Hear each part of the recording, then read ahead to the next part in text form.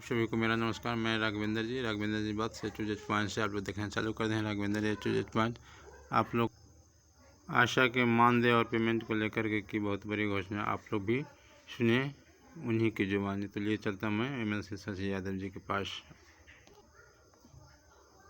मैं शशि यादव, बिहार राज्य आशा कार्यकर्ता संघ गोप गुट एक्ट 2 की राज्य अध्यक्ष। छठ आज समाप्त हो गया। ढेरों फोन मैसेज आए, 3 महीना से पेमेंट नहीं मिला है, कैसे छठ मनाए, कैसे दीपावली मनाए। बिल्कुल इस बार मैं बहुत अपने आप को असहाय महसूस कर रही थी, क्योंकि मैं इसी बात के लिए और एक दो समस्याओं के लिए मैं गई भी थी राज्य स्वास्थ्य समिति मिलने के लिए, मगर अभी चुनाव का समय था। चुनाव की घोषणा हो चुकी थी, आचार संहिता लग चुका था। ऐसी स्थिति में किसी भी नेता से, किसी भी विधायक से, किसी भी एमएलए से, एमपी से, यहाँ के पदाधिकारी या कहीं के भी पदाधिकारी नहीं मिलते हैं। ये मुझे जानकारी तो थी ही, फिर भी मैंने सोचा कि संघ के अध्यक्ष के नाते मैं मिलूं, मगर नहीं मिले।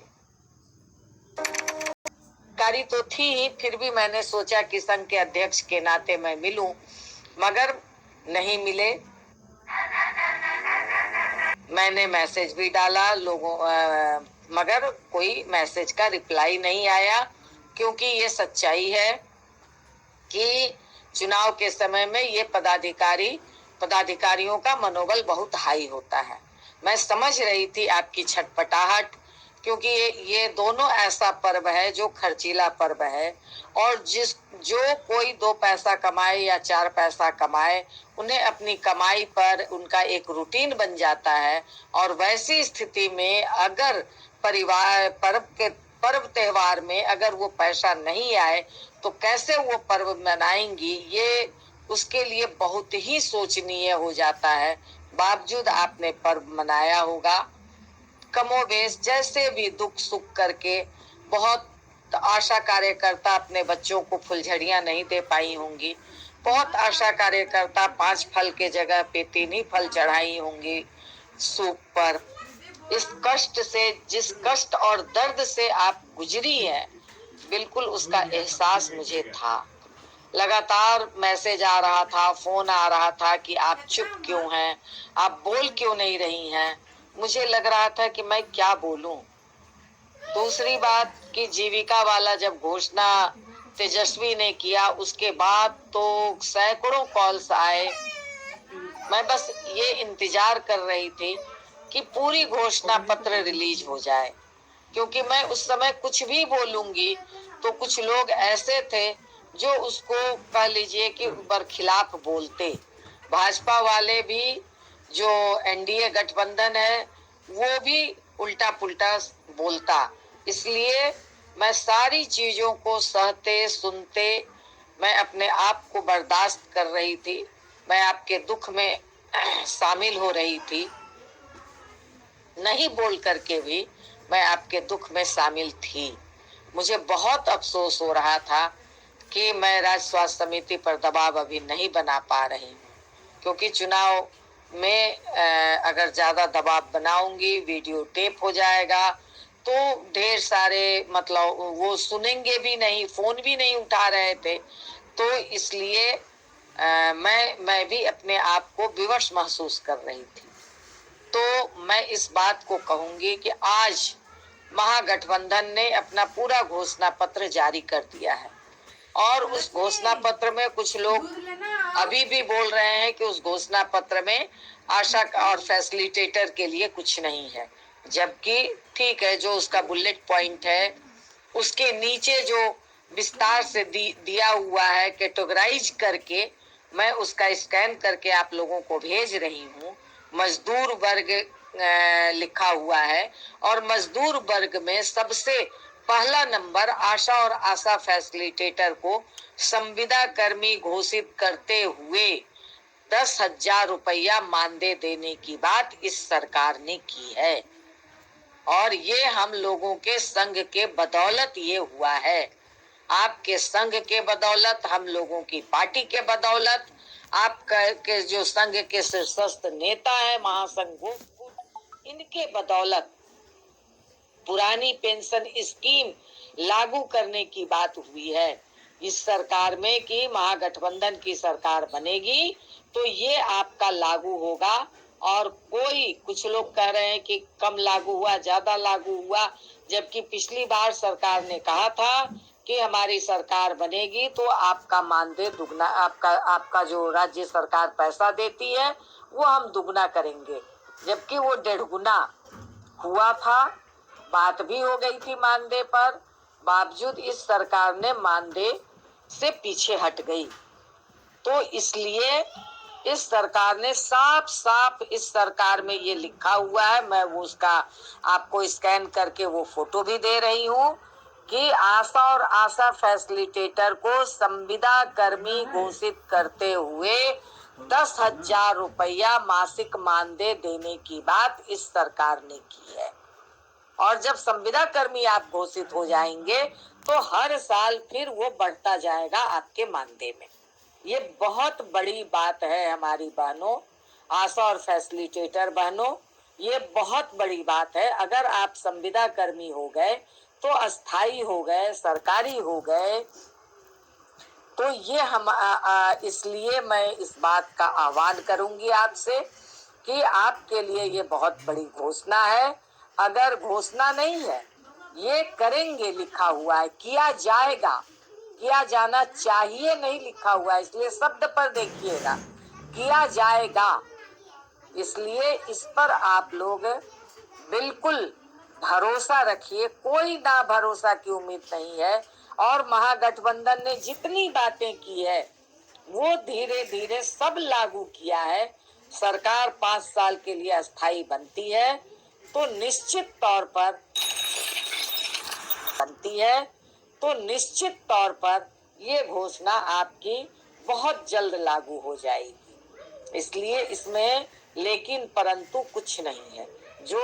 कुछ लोग बहकाएंगे, एनडीए गठबंधन वाले बहकाएंगे, जबकि एनडीए गठबंधन की तो डबल इंजन की सरकार थी, केंद्र में सरकार थी, बिहार में सरकार थी, और ये 32 दिन के हड़ताल में मानदेय शब्द समझौता लिखित हुआ था। बावजूद इस सरकार ने, एनडीए सरकार ने, भाजपा का मंत्री था, नीतीश कुमार मुख्यमंत्री थे, बावजूद इस समझौते को लागू नहीं किया, मानदेय शब्द नहीं दिया। इसको जरूर याद रखिएगा। छोड़ दीजिए जीविका में कितना क्या घोषणा हुआ है, नहीं हुआ है, मैं इसको अपने मैसेज के माध्यम से बहुत ज्यादा कुछ नहीं कहूंगी। वो इसलिए घोषणा हुआ क्योंकि नीतीश कुमार ने जो 10-10 हजार भेजा है तो उसके बरखिलाफ एक घोषणा इसको किया गया है, क्योंकि सरकार बनाने के लिए आपको सबको लेकर के चलना पड़ता है। इसलिए उसमें आशा के लिए भी है, फैसिलिटेटर के लिए भी है, विद्यालय रसोईया के लिए भी है, ममता के लिए भी है। इसलिए आपकी साथी है ममता, आपके साथ काम करती है, ममता को भी इस बात को कहिए कि आपके लिए भी सरकार ने 6,000 रुपये की घोषणा की है। तो इस बात को आप ध्यान दीजिए और इस सरकार के महागठबंधन के पक्ष में मत अपना कीजिए और मत करवाइए। इस बात को मैं कह रही हूँ क्योंकि और इसके लिए आप तमाम लोग, दूसरी बात मैं ये कहूंगी कि कहीं भी, ठीक है, ये आपका मत है, कौन कहाँ अपना मत देंगी ये जरूर, वो आपका मत है, वो आप निर्णय लेंगी। मगर जिस सरकार ने आपके लिए घोषणा किया है घोषणा पत्र में, इस पर आप जरूर गंभीरता से सोचिएगा। महागठबंधन, जहाँ जो भी उम्मीदवार हैं महागठबंधन के, उनके पक्ष में आप खड़े होइए, लोगों को जरूर खड़ा करवाइए। और मगर इसके लिए मैं, जो लोग भी, वो चाहे किसी गठबंधन, हो सकता है कि बहुत सारे लोग अपने दूसरे गठबंधन में भी हों, कुछ लोग अपने उस गठबंधन में भी हों, मगर किसी का भी झंडा और बैनर आप नहीं लेंगी, ड्रेस में आप किसी का प्रचार नहीं करेंगी।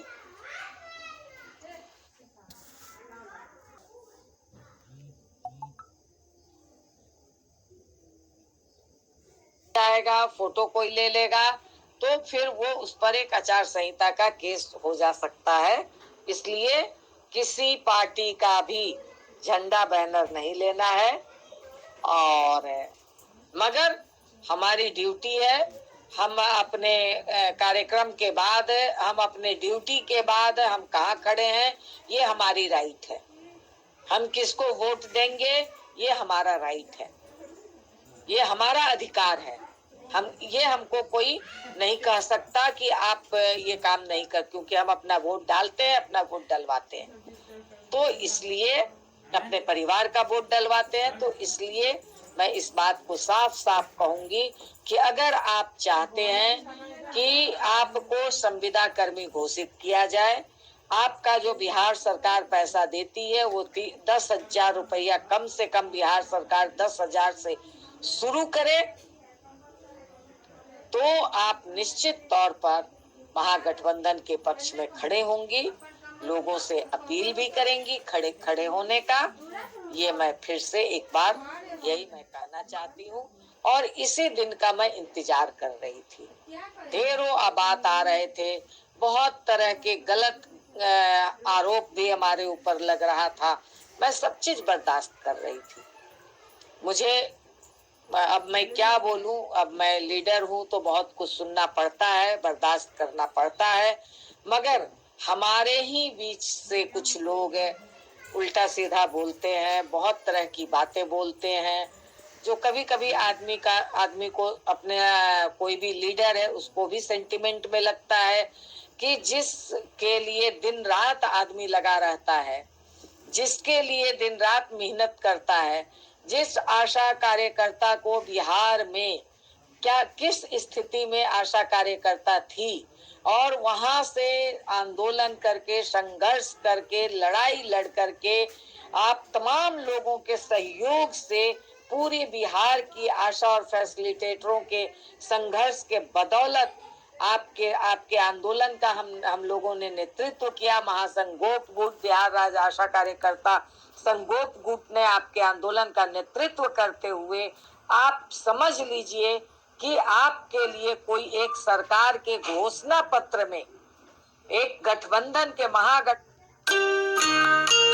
इतनी बड़ी जगह अगर आपको मिल रही है तो वो आपका आंदोलन है। और महासंघ गोप गुट भाकपा माले की ये बड़ी देन है, इसको आपको स्वीकार करना होगा।